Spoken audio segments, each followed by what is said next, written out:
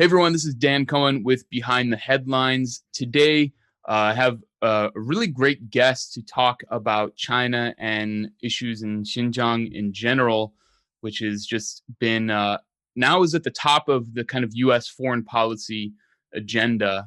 This place in northwest China that most Americans probably had never heard of until Mike Pompeo decided it was the site of the new Holocaust and that we have to go rescue everyone. The U.S. does. So today we're going to be speaking with Gordon Gao, who's Director of Strategic Research at Tsinghua University Endowment Fund in Beijing.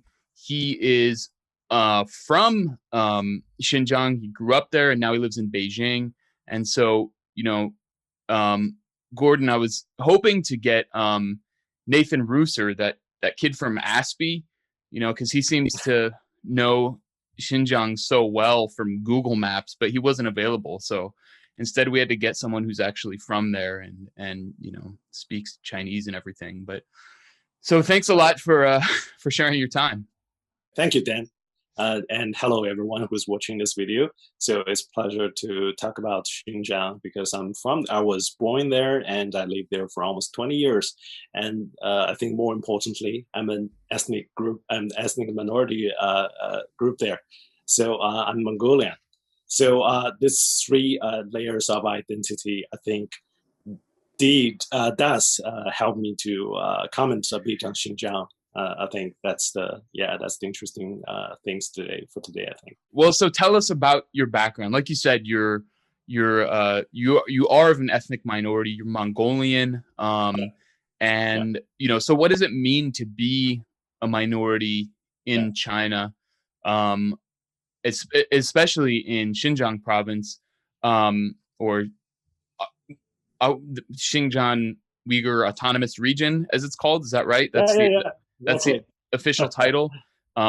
So what does it mean? I mean, when I think of being a minority here in the United States, I mean, it's, I'm Jewish, and so I'm technically a minority, but Jews aren't really discriminated against in any kind of systematic way. In fact, Jews tend to be quite privileged in this country, but by and large, other minorities, African Americans, Latinos, et cetera, are heavily discriminated against. So I think when a lot of Americans think of minorities, they assume it's going to be a similar situation as in the United States, where they're.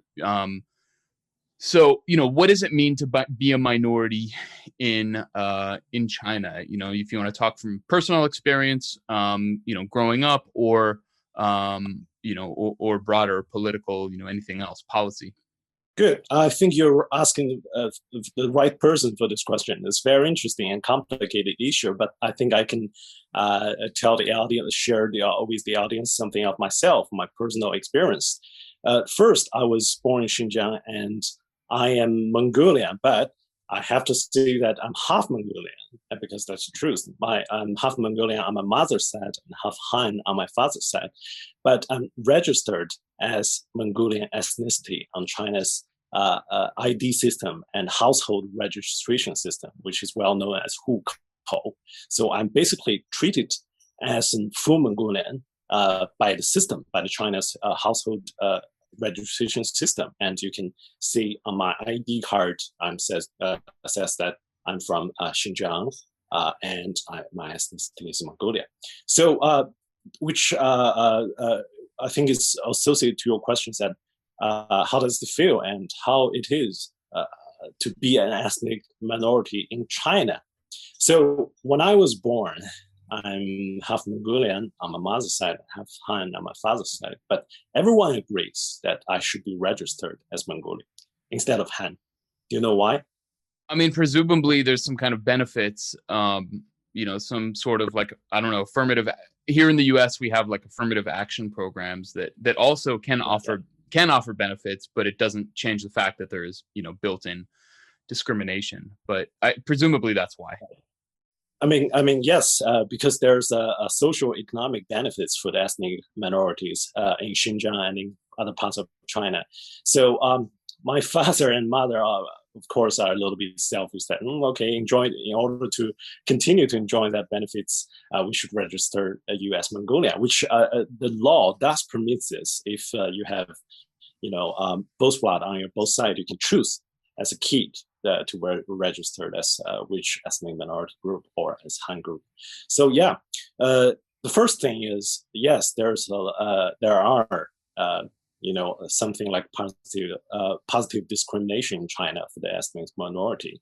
For example, the socioeconomic benefits, including first of all, as the ethnic minority group member, you're allowed to have more than one case.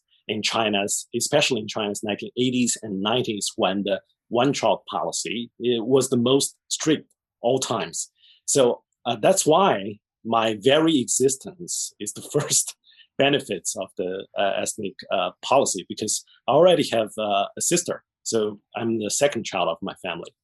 And my father, both my father and mother served in publicly owned units we call danwei.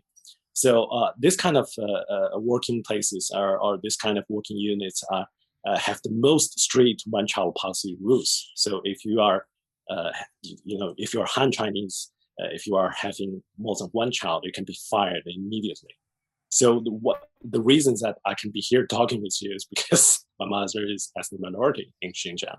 So that's the first. I think, benefits. And then the second benefits, which changed my my life, is that the ethnic minority kids can have more bonus points in China's university intake examination.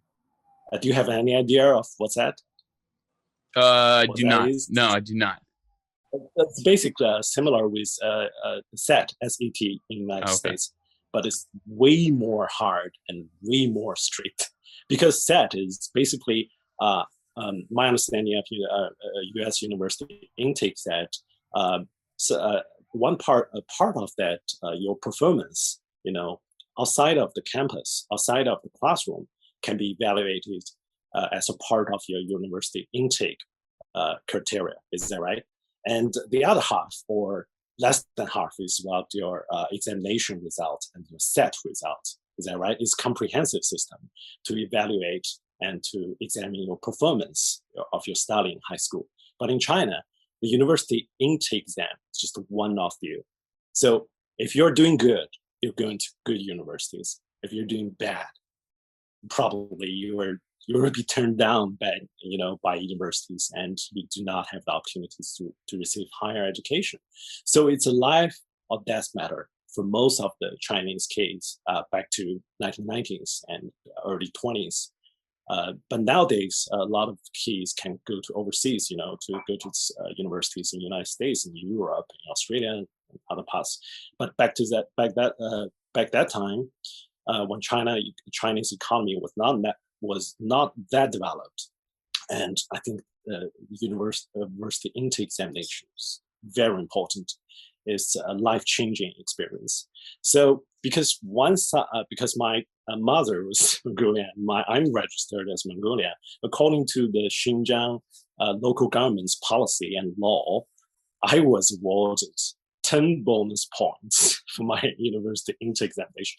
It's not something I'm very proud of, because for way too many Han kids, they're studying very hard in their high school, basically from their primary school all the way to high school. They're studying very hard. They do not have weekends. They have to take, lots of extracurricular lessons or, studies in order to get into the good university, especially in provinces like in Henan and Hubei, which has many populations, has large populations. The competition was brutal. So what does 10 points mean? 10 points means that you probably just imagine a long queue with 1 million kids standing in that queue. So before the 10 points, I was standing probably in, the 200,000 or something. But with that 10 bonus points, I was able to jump about 10,000 kids or something. So that's my difference. So I was originally can go to probably good universities in, for example, in Zhejiang, in Hubei, somewhere. But with that 10 points, I can go to Beijing. I can go to the most prestigious Chinese universities, the most prestigious Chinese university. So I think that's a very much life-changing experience for me as a direct beneficiary of the China's ethnic group policies. So that's two of life-changing experience for me as an ethnic minority in China. And on the other hand, discrimination issues. And as Jew, you must experience something similar in the past, which is not very pleasant experience. But as Mongolian Chinese born in Xinjiang, I have to say I was never discriminated against all my life, because I can speak good Han, I can speak Mandarin, and I went through the Chinese education system, and I'm relatively doing very well in that system. So in terms of the discrimination, I think Chinese people is not a group of people who like to discriminate people by their races, but by other aspects a little bit. We're always joking that we have strong regionalism, for example, probably discriminating against people from some specific provinces or specific areas. But usually we do not have the strong discrimination against the race, because China's race is not that many, it's not that diversified as the United States or something. So that's my personal experience. Yeah, I don't know if that answers your question. Right. No, that answers it really well. I mean, it sounds like what you're describing is there's not really systematic discrimination as there is here. I mean, when I consider here in Washington, D.C., I mean, you have it's still a majority African American city, even though it's being gentrified, and basically young Black people have very little opportunity, and it's a really kind of grim future for a lot of people here. So I live on the side of the river where it's predominantly African American, and it looks totally different than just on the other side where it's mostly affluent white people working around Capitol Hill or whatever it is. So there's a very obvious element of apartheid here, and that's something you see all over the country, but especially here in DC, it's very obvious, and it sounds like a pretty strong contrast to these kind of systematic programs to to include minorities, and not as a token, where it's you take one person to kind of a few people from this mass population to kind of give the appearance of some kind of equality or diversity, but actually to develop entire regions and where there's kind of a national concept. Right. So if we talk about Xinjiang itself, I mean, I did a video recently where I was looking at Western media coverage of Xinjiang, and I saw in the 80s. So I'm sorry. I saw that video. It's a very good video. Oh, awesome! Thank you. Yeah. So I mean, I saw. It seems like there's been this economic development going on for at least some decades. Back in the 80s, even, the New York Times released a series of reports talking about how Uyghur Muslims were flourishing under, Chinese rule. And Islam was flourishing, and there were, Muslim members of the Communist Party, who were high-ranking officials in the region and this sort of thing. So, and now, obviously that economic development has continued. So, transforming Xinjiang, it seems like, into a key part, kind of the heart of China's Belt and Road Initiative, heading west into Central Asia and so forth. So what have you seen? What kind of transformation have you seen from, when you were a kid until modern day in Xinjiang? So basically, I was born in 86. So as I'm 35 years old now, so over the last 30 plus years, yes, Xinjiang did change a lot. So when I was born, my impression that Xinjiang was a beautiful but underdeveloped area of China. Why is that? Because we went to, I myself went to Han School. So that's from my grandparents. My mother's grandparents sent my mother to Han School and her brothers and sisters to Han School because they wanted them to receive a Mandarin education so they can be multilingual. So they can be much more skillful to access to larger, market and to larger job market and to become part of the China's economy. That was back in 1940s and 50s. So I think I'm the descendants, or I represent the group of Xinjiang's local people, especially ethnic groups, who are proactively seeking to be integrated with the other part of China and to be a part of China's economy, booming economy back since that time. So basically, what I see is back in the 1980s, because China's open and reform policy was initiated by Deng Xiaoping in the late 1970s.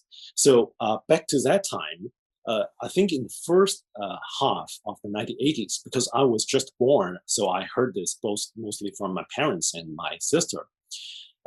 In early 1980s, when the China's open and reform just initiated, wasn't too much differences between the life standards across regions because people were equally poor at that time. So because my sister, because my wife is from Beijing, she's local in Beijing, and she's also ethnic minority. She's Manchu. So when we talk to each other about our childhood, we find that, wow, it seems like the life in Xinjiang, especially in Urumqi, wasn't much differences from the life her childhood in Beijing back in the early 1980s. But the things started to change as the China's open and reform deepens, because when Deng Xiaoping and the Chinese leadership back to that time realized that we can't, if we want to make China a market-based economy or marketized economy, we can't guarantee that every region, because China is so big, that every region from the coastal area to the landlocked, the western area, can be developed at the same pace. Because if you unleash the power of market, you have to graze that location matters. So the coastal area was the first to develop because close to Hong Kong, close to the international sea routes, close to Japan and close to Korea, which the already developed areas such as Taiwan. So the coastal area has this natural advantage of development in a marketized economy. So, but the landlocked, the western part, because of its location, it's landlocked and it's remote, and a variety of reasons, it developed slower than coastal area. So that's why the coastal area become China's first group of the people in the coastal area become China's first group of wealthy people. Those people who receive the most benefits or the biggest slice of pie in China's open and reform in the early towards the late 1980s and throughout the 1990s. So I think the real differences begin to emerge in early 1990s when the Soviet Union collapsed and China's open and reform deepens at that time. Because previously, because Xinjiang was adjacent to the Soviet Union territory, so if China and the USSR's relationship was not in tension, it's possible to develop China's western region, in partnership with USSR, especially when Gorbachev became the leader of the Soviet Union and he wants to open and reform too. So back to that time, we think that, of course, I heard this from my parents and that generation of people, that maybe Xinjiang can open to Soviet Union and to access a larger market of the Soviet Union or even Europe. But as soon as the collapse of the Soviet Union, things changed a lot. So back to that time, Xinjiang was, and I think most Chinese Western areas, the provinces and autonomous regions, the Western area, was somehow in confusion. So previously, we were strictly socialist planned economy. So Xinjiang's basic development is guaranteed. But now it's marketized economy. Although we still have the socialist planned track, we have a two-track economy back to that time. One track is the socialist planning economy. The other track was the marketized economy, more open and more reformed economy. So the basic level is guaranteed, but the higher level of development, Xinjiang and many Western regions were lagged behind as time goes by because of the location, capital, and resources issues. So I think the gap of development between China's western and eastern coastal area part began to widen in the 1990s. And I have to say that at the initial stage, especially in the early 1990s, for some reason we all know very well, that China's, I think, ideological market was also in some kind of chaos. So before we're socialist planned economy and we're socialist communist economy, but later on when we said we have a fusion economy and nobody exactly can figure out what was that. So I think the ideological market also in some kind of chaos back to that time. So that's when I personally experienced that time from the early 1990s. I was in primary school, middle school, and towards high school. So that was the time when Xinjiang's economy lagged behind gradually, and I think the terrorism began to rise back to that time in the late 1980s and early 1990s. So because originally the religious issues in Xinjiang was not that complicated, because religion, we call socialist religion, because the religious people are believed that we're in a socialist country and everyone is equal. But after the open and reform, all kinds of different ideologies and different thoughts were introduced to Xinjiang, including the Islamic extremist and fundamentalist, ideologies and thoughts are introduced from through Pakistan, Afghanistan, and a lot of different channels. So back at that time, I think that's the time when Xinjiang's terrorism problem rise, and afterwards, that's government, the government's anti-terrorism actions, and involved a lot of resources and investments in to counter the terrorism tide. So that's when the central government began to invest heavily in Xinjiang, and also was the Shibuda Kaiba, we call it the Great Western Development Policy, when the coastal areas resources were allocated to Xinjiang to trying to balance the development gap between two regions. So I think in the early 2000s, towards the end of 2010, that was the time when Xinjiang began to catching up a little bit, although with the interruption and the disturb of terrorism. So I think over the last 10 years, that was Xinjiang's economy was booming. I think mostly because the Belt and Road policy and the central government financial aid and support as allocation of resources from other regions. So I think that over the last 10 years or so, the Xinjiang's economy was especially looking good until now. So that's my impression and my observation of Xinjiang's development over the last 30 years. Yeah.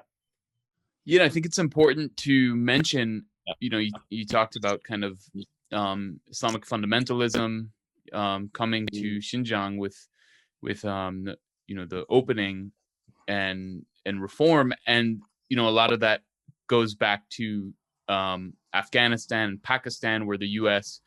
basically created what became the Taliban and what became Al Qaeda in order to weaken the Soviet Union, in order to get the Soviet Union into what the U.S. called its own Vietnam. And so you had Uyghur militants training in Afghanistan, who eventually went back to Xinjiang and decided to wage war against what they saw as an atheistic communist state.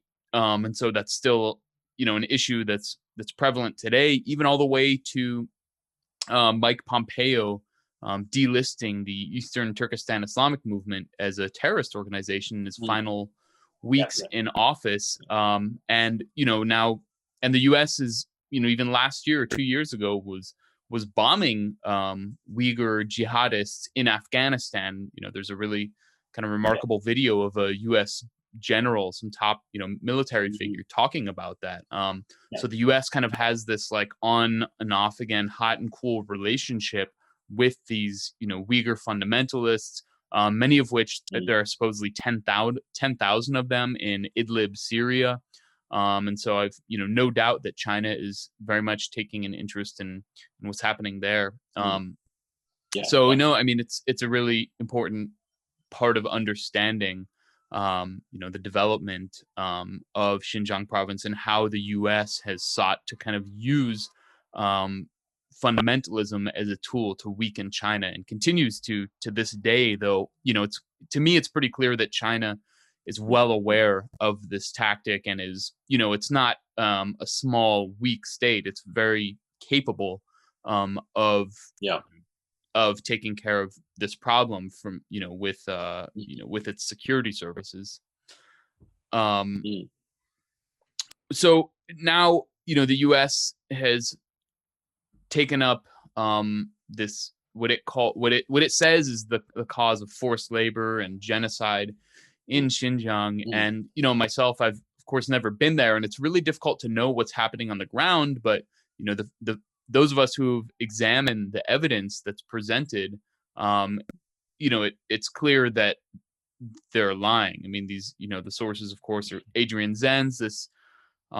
He's kind of the Christian, right? He's like the Christian counterpart to this fundamentalist ideology. And so, who sees kind of, the Chinese communist atheist state as, some, as evil and has to be destroyed and this kind of thing. And so, we get these allegations of forced labor and genocide, which clearly are not true.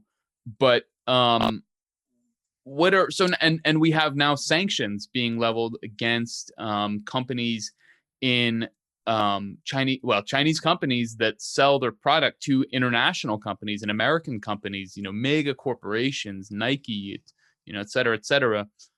And so now there's being sanctions placed on these companies that are hiring Uyghurs. So what is the impact of these sanctions on Uyghurs, on ethnic minorities, on the Xinjiang province and Uyghurs in particular? Good question. Yeah. I think that's the question that most people want to ask. And because the boycott Xinjiang cotton issues and the forced labor, so-called forced labor issues are very serious. It looks very serious at this time. And well, from my point of view, and because although I now live in Beijing, all my parents still are living back in Urumqi, and we travel back and forth from Beijing and Urumqi from time to time. And most of my relatives, especially on my mother's side, are still settled in Xinjiang, especially in the northern Xinjiang area.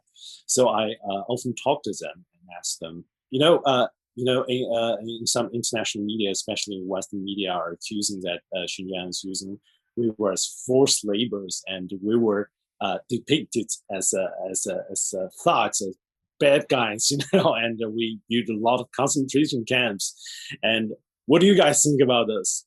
And most of my relatives and friends, and they're from all kinds of ethnic minority groups in Xinjiang, where we have around 20 major ethnic groups. So I have friends in almost every one of them. So they just laughed, says, "Well, let them talk. We just develop, steadily, and be happy with ourselves." So basically, I think that the impact is very limited on Xinjiang itself from local scale. Why is that?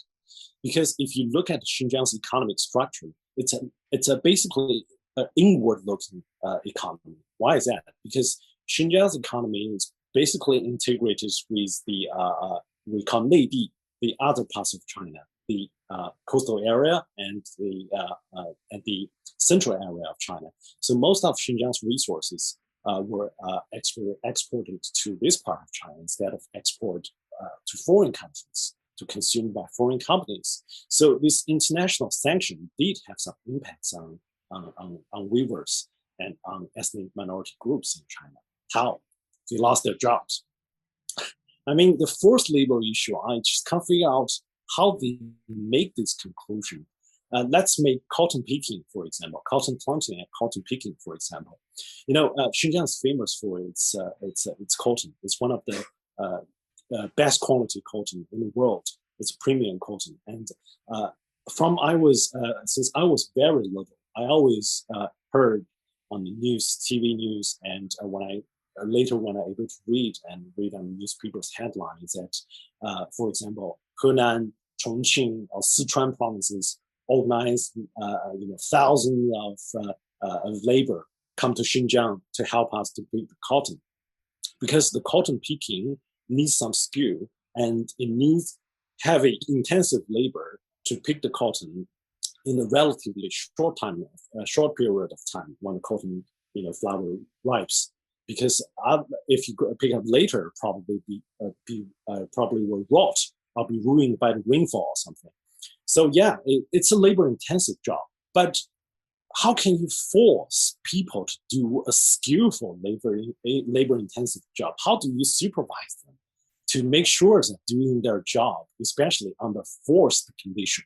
So I mean, cotton picking in our local people's mind is actually a well-paid job. You're actually competing for a job, at the cotton picking season, because you can, if you're a farmer, especially in the southern part of Xinjiang, which is a little bit more underdeveloped than the northern part. If you can get one of the cotton picking opportunities, you can actually earn much more than you're doing farming. So it's actually competitive job opportunities.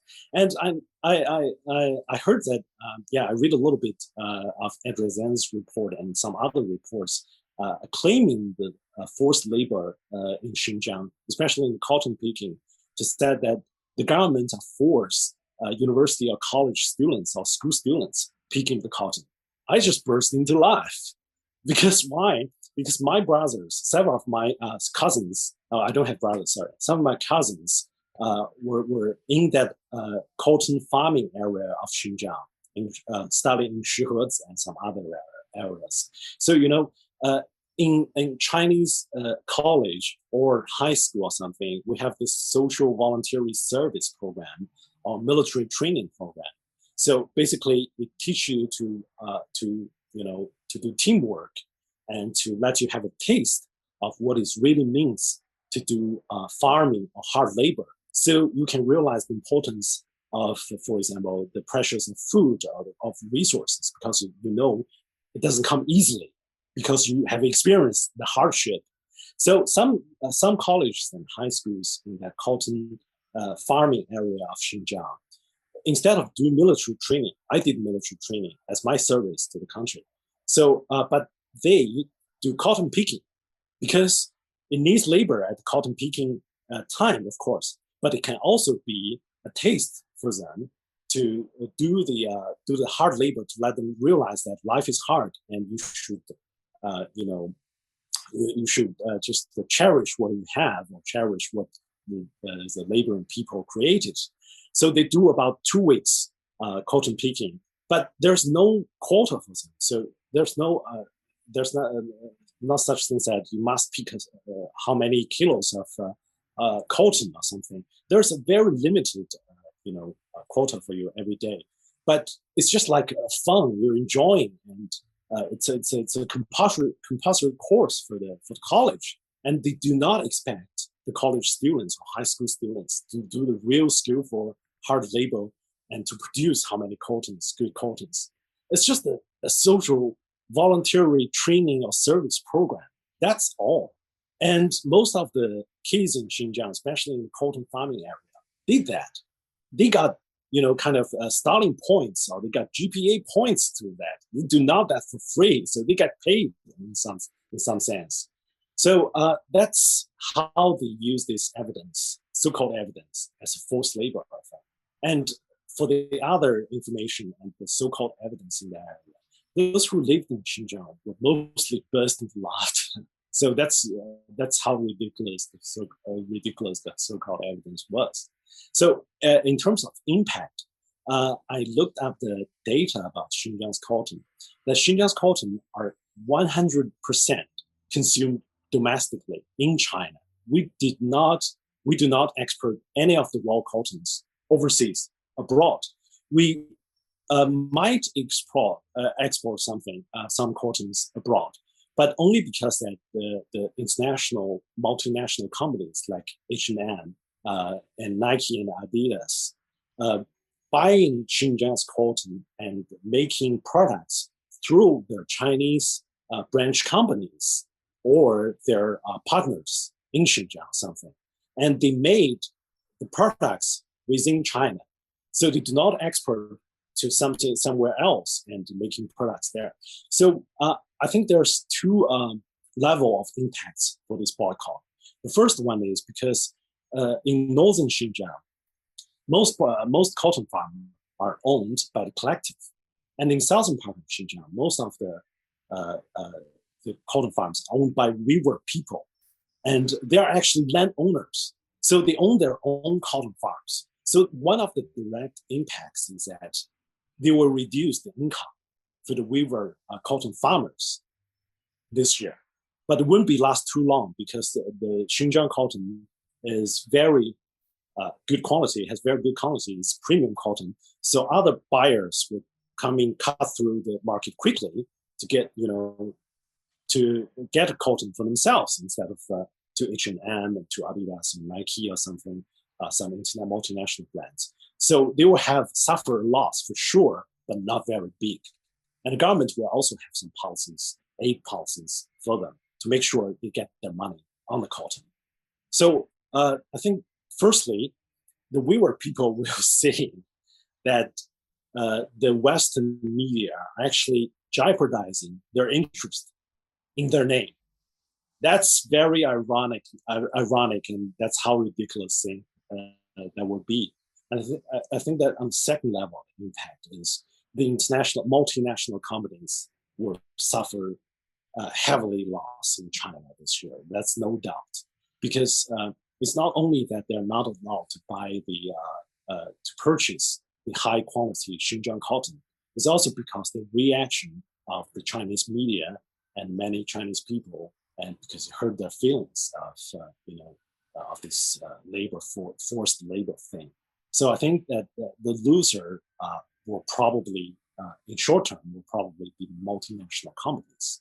And I'm sure the cotton farmers, especially the Uyghur cotton farmers in southern Xinjiang, who owns lots of cotton lands, will somehow get their cotton sold fast with the help of government. So it seems like there's a really strong domestic market for China, that whatever even minor losses that would be incurred would easily be taken up by the domestic market. And it's obvious that with these false allegations that why Chinese people would be offended and not want to buy would not want to buy products of these multinationals, which to me it's a bit ironic to see Nike suddenly pretending to take up the cause of labor when if you look at Nike's history in Southeast Asia, in particular in Vietnam and Indonesia, it's just absolutely horrendous. So maybe it's actually kind of an honor for Chinese that these companies are boycotting them. Yeah. And then ironic. Yeah. It's considering what you said that it's not going to have a strong impact on the Chinese economy or Xinjiang economy overall. it seems like for how much the U.S. is putting into this, all of it's kind of, it's completely throwing out any form of diplomacy. It's really, the gloves are coming off in many ways. It seems like a major strategic miscalculation, because it's doing everything but not really going to get anything out of it. It's not actually going to weaken China as it wants to. Yeah. And so, I mean, it's kind of a bit perplexing, and shows, how kind of that it's a really foolish move, even by the US's, and the US's own interests. And I don't mean the US like, Americans, regular Americans. I mean by, the government and the corporations and our oligarchy. So just a major miscalculation on their part. Which kind of speaks to, my next question is about, I mean, the US seems like, to me, if you look back at the rhetoric of how the U.S. has talked and for decades about China, going back to when the kind of popular human rights, the pseudo human rights obsession was with Tibet, and there was talk about, politicians would openly talk about regime change. They want regime change in China, and to me, it's been, it's clear that if the U.S. had the power, that Xi Jinping would suffer the same fate as Muammar Gaddafi, that the U.S. would have him murdered, and that would be that. But obviously that can't happen. The U.S. is just simply not that powerful. China is not Libya. China, is not Iraq. And China has become, it seems, very aware of what the U.S. is planning to do, and probably was aware for a long time, but now is, becoming more assertive, and what all the Western pundits call wolf warrior diplomacy, this kind of canard. Right. So how does the U.S. becoming so aggressive, how does it look from Beijing? I mean, you've spent time in the West. You studied in New Zealand, and then you also studied at UC Berkeley in California. So you're pretty familiar with Western culture. Obviously, you speak fluent English. So how do you see the U.S. and its kind of proxies? How does it look from Beijing? Right. So how does all these things look from Beijing? I can only speak not as the official or government officials, but as a observer of Chinese politics and international politics. As you talk about, I have this study and travel ground, so I can manage to understand both the calculation and the tactics and strategies from both sides. So yes, I think for the United States, it's absolutely. I think China is an unprecedented challenge for the United States. It's unlike any other previous challenges to the United States.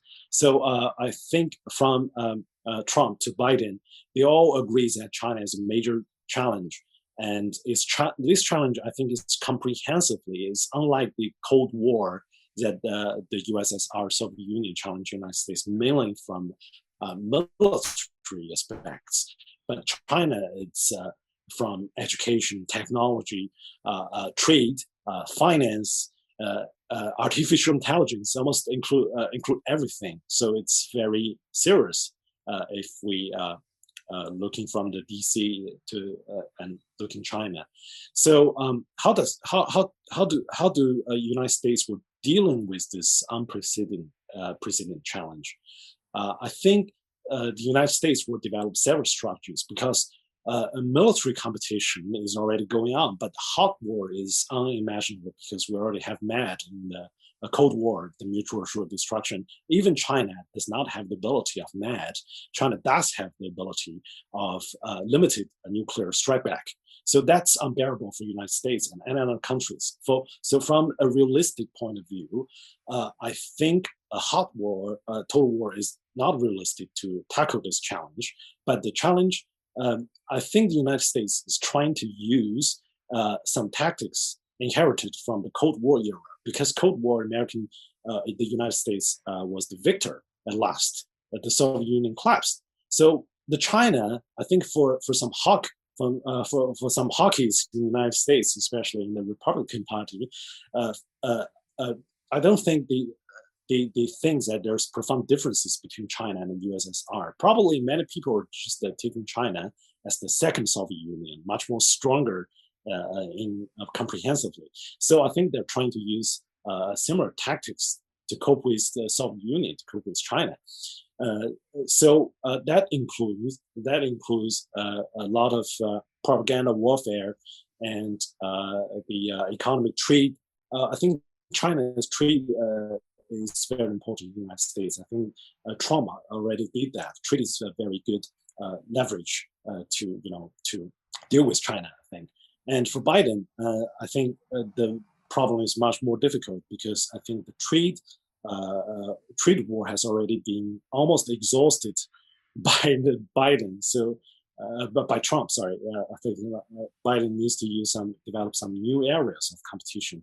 And I think one of the most important things is human rights issues, because that in post-war era, in order, if you want to intrude other countries' sovereign and trying to subvert the government or something, I think probably the best instrument is human rights issues, because it's universally recognized issue, and it will put you in a moral high ground, commanding downwards to criticize other people, other countries' human rights issues. And you can also try to make some social unrest.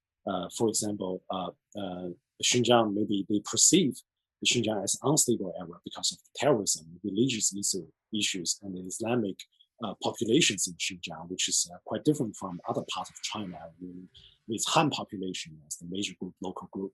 So I think they perceive that, well, human rights issues in Xinjiang are a very good leverage and tool, instrument to destabilize China, to make China lots of troubles, to make them focus on their domestic issues rather than international competition. I think that from a realistic point of view, that all makes sense. From the international relations realistic point of view.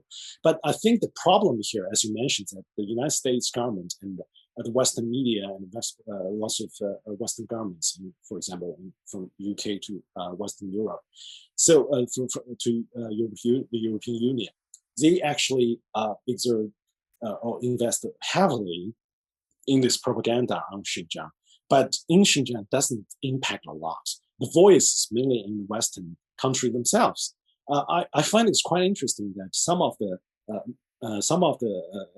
media sources that report or covered heavily on Xinjiang's human rights issues are actually citing each other. They do not have very concrete data or statistics or human intelligence from inside of China.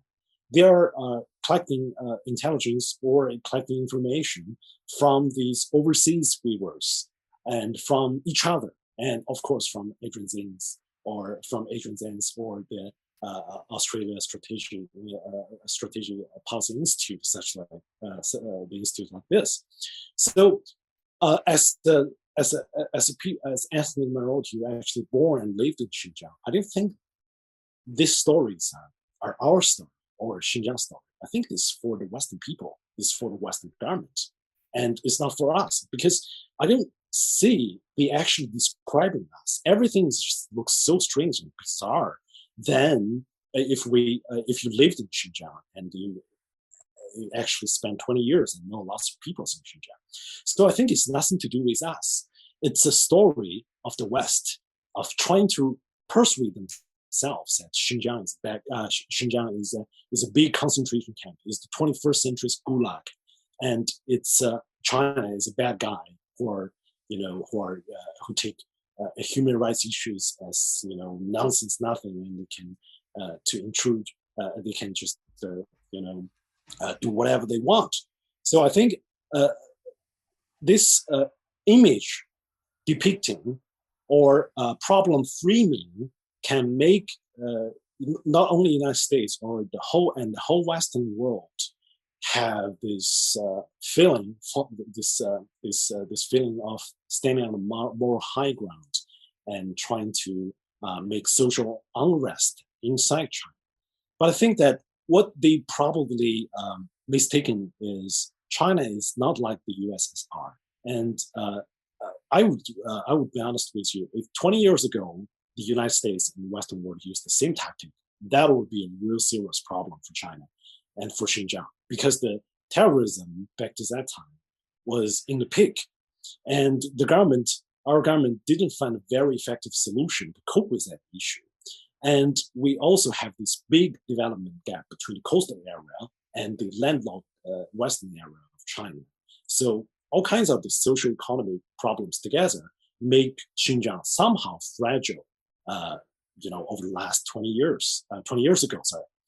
So back to that time, if we were suffering these tactics, that would be a serious problem back then. But now, I think both from religious issues and from economic development, social economic development aspect, Xinjiang is much more stable, and I don't think that would be Xinjiang would be much more infected, would be heavily or severely infected by the tactics. So I wouldn't, as a local and as an international relations or international politics observer, I don't worry too much about the Western's propaganda, on Xinjiang, because the local economy developed steadily, and the Uyghur population grows steadily. And when I talk to my Uyghur friends, no matter on social media or as personally, I don't think they're worried too much about Xinjiang's future. Last time I checked, my parents' flat in Urumqi, the price of the real property price still grows steadily. So everything, every social economic indicator and even religious indicator, because there's a mosque right across my parents' flat back in Urumqi, it's being renovated. It looks much more better than I was living there, and they have this big religious, congregation every weekend and from now and then. So everything, Xinjiang is developing fast and steadily. So I don't think that will be affected much. The Western propaganda will affect too much on us. That's from a local point of view, and from a local people's point of view, and from an international relations observers' point of view.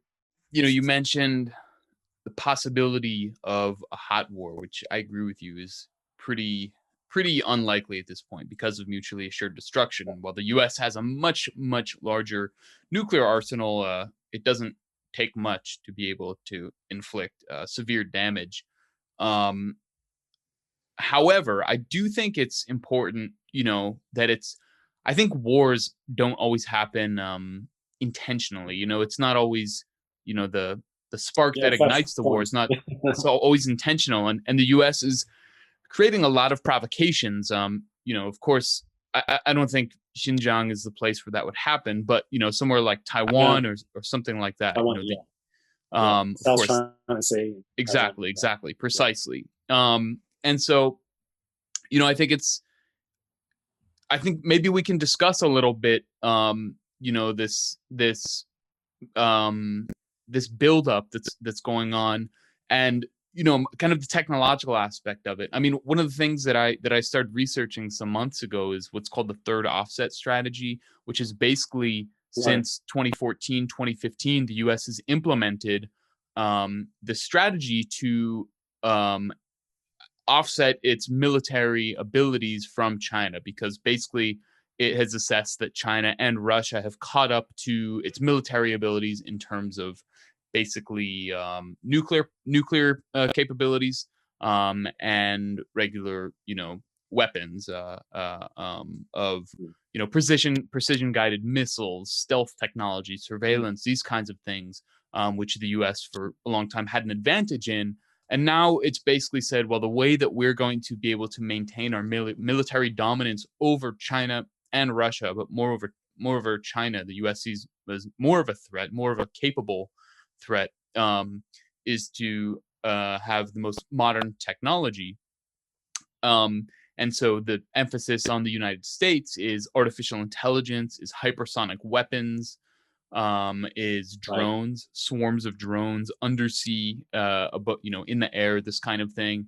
And so, I think depending on, who in the Pentagon you ask, they'll give you a different version of people who subscribe to this theory from the research that I did.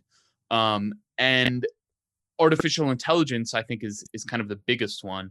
And basically the Pentagon since 2014, 2015 has sought to take Silicon Valley and integrate Silicon Valley and the Pentagon into one. Of course, Silicon Valley has its roots in the Pentagon and the CIA, and this is all military technology that then became used for, yeah, exactly, for commercial purposes. And so, you have basically the Pentagon going back and saying you need to come back to the bosom, like to your origins in the military, and join us so we can basically defeat China.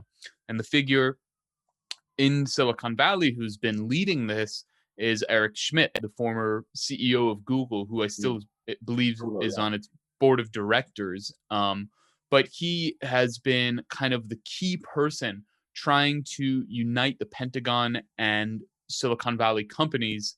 He goes around the world and goes to different U.S. military bases and basically instructs them on how to be more lethal, how to become more efficient killers. And so, there's been kind of a cultural clash a bit. There was a thing called Project Maven, which was surveillance basically for killing. That there was some kind of rejection of that in Silicon Valley among some of the technology kind of workers who tend to be more liberal. I imagine maybe you can hear that siren. There's constant sirens here in this side of Washington D.C. Nonetheless, Eric Schmidt, he talks about China a lot. He sees it as a major threat, and I've seen videos, talks of him discussing how China is much more kind of united. It doesn't. He complains about the bureaucracy of the Pentagon, and sees China as as much more kind of integrated. And so I think it's almost like the vision that he has.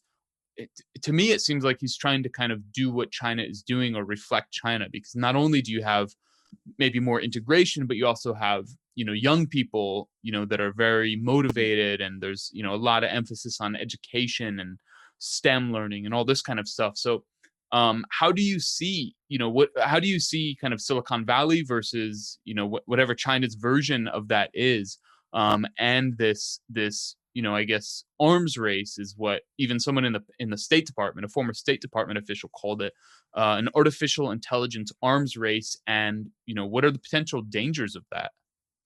I used to work for a China version of Silicon Valley, which is called Zhongguancun in Beijing. So basically, it's an area concentrated with universities and research institutes, and I'm mainly focused on the investment part, the startups, how to help the startups and do the technology investment, VC and PE. I did some of that job when I returned to China the first 2 years. So because my background was studying China's industrial policy, especially in high-tech industrial policy and energy industrial policy. So yes, I also did some research on that, and I agree with you that I'm not an expert on this military technology, but I do agree with you that United States, one important aspect of China-US competition, as we see, is about the how to better use the disruptive technology into and integrate into military technology to become more competitive and more efficient in military technology. I have to say that the United States obviously have an advantage on this aspect because his historical accumulation from Project Manhattan all the way to today's AI technology and this drones or something. But I think also China catch up very quickly over the last, especially in 20 years, over the last 20 years in AI technology and in this for example, the ultra high speed missiles or something. So I think that yes, there's it is very important aspect of competition between the countries, and every country, each country has its own advantage in building up its capacity. For the United States, I think it's because it's a historical accumulation of this knowledge, and it's I think it's entrepreneurship in technology innovation I think that's what China always trying to study. For example, the Silicon Valley, we always have this story of how Bill Gates and how Elon Musk actually make their startups from the garage. The garage story is actually very popular in China, and that's what China, I think, lacks now. It's the entrepreneurship, because China is a marketized socialist economy, which means that a lot of resources are owned by state, and because of the traditional planned economy's legacy or heritage, that the Chinese young man doesn't have a very sharp mind entrepreneurship. You know what I mean? So that limited China's technology, innovation potential, especially in the disruptive technology innovation. So I think that's what China lacks the most. We do not lack talents. We have many. We have huge talents pool. But we have to find a way. We need to find a way to how to make these talented people to achieve their dreams, achieve their goals, and to encourage them to explore something that has no immediate market value. You know what I mean? To make them to be patient for something that is wild, that is only exists in imagination. But if you dedicate enough time and enough passion into it, it probably come true in the stories of Elon Musk or Bill Gates or those Silicon Valley and American technology giants. So that's what Chinese innovators are facing today, and how to have more this fresh, sharp-minded entrepreneurship. Besides that, I think we also need to have this, for example, to make them function more efficiently, because every time when the market doesn't function well or there's economic crisis, the Chinese government will have this stimulus package or something, which will have it's like a double-bladed sword. It will empower the market. Will also create some problems. But recently, I think that in China's 14th Five-Year Plan, Prime Minister Chen emphasized that the stimulus package or the economic stimulus plan will try to avoid this kind of drawbacks and trying to make it more efficient rather than create more problem. For example, originally the stimulus package or the stimulus money originally targeting to the technology innovation or research institute end up in real property or real estate development industry, which makes China's economic structure more imbalanced towards real estate, towards heavy industry, towards more polluted industry rather than this clean, green, high technology industry. We used to have that problem, but I think that in 14th Five-Year Plan, the government are trying to make this right and trying to avoid the old path. So if the resources can be allocated in the right place and to be allocated more efficiently to let the market play the major role to encourage people's entrepreneurship, I think that will be an advantage of China. That's my understanding. So I'm not an expert on military technology. I can only comment on the industrial policies aspect. Yeah. Right. Yeah, I think it's it's a major focus here, and it's something that I'm gonna do more research and reporting on, kind of the military aspect, and it's something that's really undercovered. So hopefully you can shed some light on that issue. Well, I know it's really late for you, and we're 12 hours apart. So Yeah. no, I just want to thank you for your time, Gordon, and yeah, for your expertise, and I look forward to doing it again. You're welcome.